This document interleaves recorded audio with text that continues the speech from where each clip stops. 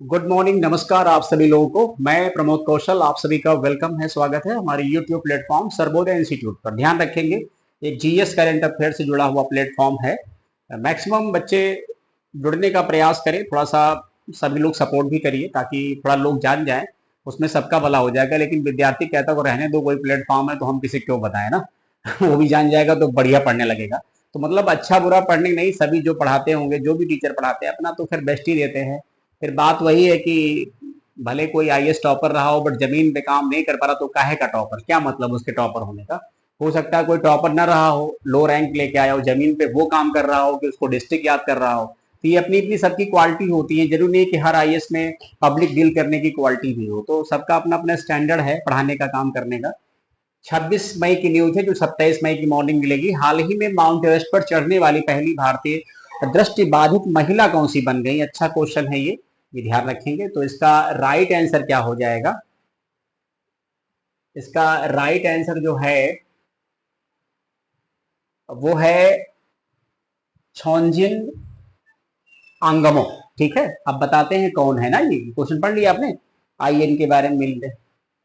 यहाँ कह रहे हैं कि ये जो महिला है ये हिमाचल प्रदेश के किन्नौर की 29 वर्षीय आदिवासी महिला है। माउंट एवरेस्ट पर चढ़ने वाली सीआईएसएफ की पहली महिला अधिकारी गीता समोता है, जो मैंने भी 2-3 दिन पहले ही इसको पढ़ाया हुआ है। ये बात ध्यान में रहेगी आप सबके ना। तो ध्यान रखेंगे, अच्छा क्वेश्चन है। दृष्टिबाधित पहली महिला भारत की है तो मोस्ट इंपॉर्टेंट है, ये भूलेंगे नहीं आप हर हाल में। फिर इसके बाद हमारा अगला क्या है पॉइंट, नेक्स्ट क्वेश्चन क्या है? भारत की पहली विस्टाडोम जंगल सफारी ट्रेन सेवा कहाँ शुरू हुई है? तो भारत की पहली है तो वैसे भी बहुत इंपॉर्टेंट होगी, किसी भी राज्य में क्यों ना हो। तो इसका राइट आंसर उत्तर प्रदेश है। इको टूरिज्म को बढ़ावा देने के लिए उत्तर प्रदेश सरकार ने भारतीय रेलवे के साथ मिलकर भारत की पहली विस्टाडोम जंगल सफारी ट्रेन सेवा शुरू की है। ये सेवा कतरनिया घाट वन्यजीव अभ्यारण्य से दुधवा टाइगर रिजर्व के बीच चलेगी ना। तो ध्यान रखेंगे, ऐसा करने वाला भारत का पहला राज्य है उत्तर प्रदेश ना, जिससे टूरिज्म, इको टूरिज्म को बढ़ावा दिया जा सके। ये बुक मोस्ट इंपॉर्टेंट है, पढ़ लेंगे। Ready, relevant and resurgent, ready, relevant and resurgent नामक पुस्तक किसने लिखी है? और ऑप्शन है अनिल चौहान, उपेंद्र द्विवेदी, दिनेश कुमार त्रिपाठी, अमरप्रीत सिंह। आपको कमेंट करके बताना है कि चारों जो महापुरुष हैं कौन है ये लोग, ठीक है। इसमें राइट आंसर क्या होगा?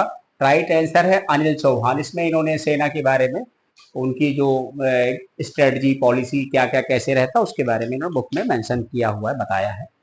ठीक है, चलिए इसके बाद अगला हमारा क्वेश्चन क्या है? हाल ही में विश्व कछुआ दिवस कब मनाया गया? ये ध्यान रखेंगे, हाल ही में विश्व कछुआ दिवस कब मनाया गया? तो इसका राइट आंसर 23 मई है।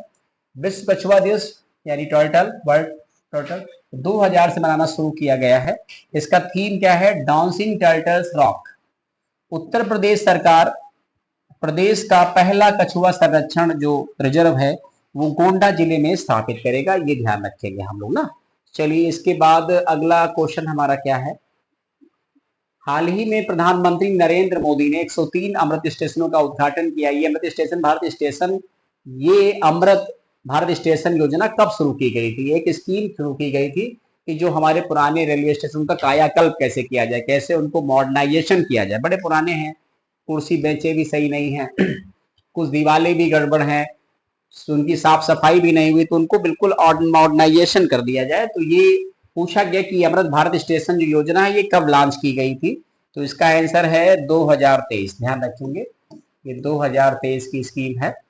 और इसके अलावा थोड़ी इसकी व्याख्या देख लेंगे तो समझ में आ जाएगा ना।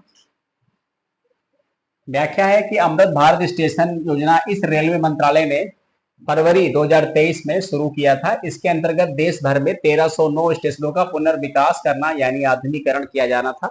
अभी प्रधानमंत्री नरेंद्र मोदी ने राजस्थान के बीकानेर से 103 अमृत भारत रेलवे स्टेशन का उद्घाटन किया है।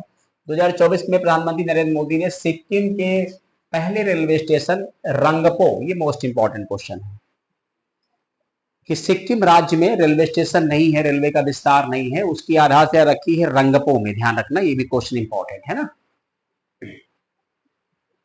अब जो भी रेलवे स्टेशन आपके क्षेत्र में बहुत नया लग रहा हो, बहुत डिफरेंट लग रहा हो, आप वहाँ एक बार चेक करना, देखना वो फिर उसी का अमृत भारत स्टेशन के तहत ही उसका पुनर्निर्माण हुआ है। ये क्वेश्चन क्या कह रहा है?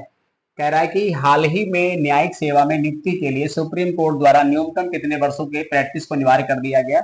इसका आंसर 3 वर्ष है।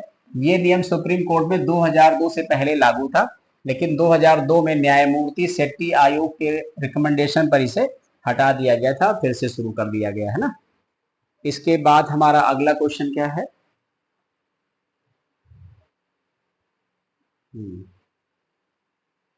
चलिए, अगला क्वेश्चन है, हाल ही में भारतीय सेना और किसने मिलकर ऑपरेशन घोस्ट सिम शुरू किया है ना? तो इसका आंसर असम पुलिस है। व्याख्या कर देंगे तो समझ में आ जाएगा कि ये घोस्ट सिम क्या होते हैं। बड़े खतरनाक सिम को इस्तेमाल करते हैं अलग अलग तरीके के लोग ना।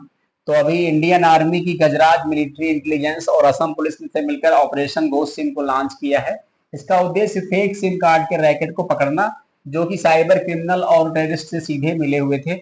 ये fake SIM card Pakistani agent द्वारा भारत में व्हाट्सएप अकाउंट चलाने के लिए इस्तेमाल किया जा रहे हैं और साइबर क्राइम के लिए इस्तेमाल हो रहे हैं ना, ये ध्यान रखेंगे।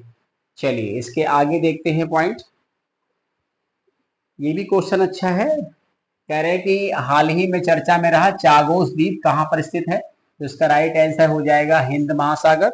आइए समझते हैं चागोस द्वीप किसका था, किसने दे दिया। तो था तो वैसे मॉरिशस का, ब्रिटेन ने कब्जा कर रखा था। हिंद महासागर में एक देश है मॉरिशस और उसका एक द्वीप है, द्वीप समूह है चागोस, लेकिन इस पर ब्रिटेन का कब्जा है। लेकिन ब्रिटेन ने अभी मॉरिशस को इसे लौटाने की घोषणा कर दी है। इसमें भारत की भी भूमिका है, ध्यान रखिए। प्राइम मिनिस्टर साहब की भी भूमिका है कि ये कैसे भाई हर मॉरिशस मिल जाए। मॉरिशस रिश्ते हमारे बहुत अच्छे हैं, एक अफ्रीकी देश है मॉरिशस। एक अगला क्वेश्चन ये बहुत इंपॉर्टेंट है।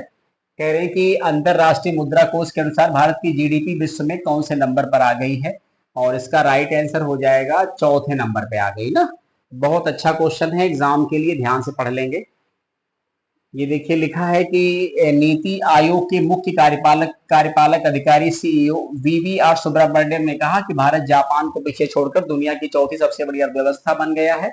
इसके साथ ही अगले 3 साल में तीसरी सबसे बड़ी अर्थव्यवस्था बनने की संभावनाएं प्रबल हो गई। अगले 2-3 वर्षों में हो जाएगा। सुब्रमण्यम ने अंतर्राष्ट्रीय मुद्रा कोष के आंकड़ों का हवाला देते हुए कहा कि आज हम 4,000 अरब डॉलर से ज्यादा की अर्थव्यवस्था है। वर्तमान में केवल अमेरिका, चीन और जर्मनी ही हमसे आगे हैं। जर्मनी बहुत जल्दी पीछे हो जाएगा आने वाले 2-3 वर्षों में। 2 वर्ष ही मान लीजिए, हम वर्ल्ड की थर्ड सबसे बड़ी इकोनॉमी होंगे। अभी हमको अमेरिका, चीन पीछे करने में कम से कम बहुत समय लगेगा, क्योंकि हम बढ़ रहे होंगे तो वो भी तो बढ़ेंगे, बट ग्रोथ रेट सबसे ज्यादा पूरे वर्ल्ड में है, तो हमारे चांसेस बहुत ज्यादा है ना। तो ये आपका रहा 26 मई का करंट, जो 27 मई को आपको मिल जाएगा पढ़ने के लिए। ठीक है, पढ़ते रहिए, जुड़ते सभी लोग, सपोर्ट करिए आप सभी लोग। ज्यादा बच्चे जुड़ेंगे तो आपको फायदा होगा। Thank you so much.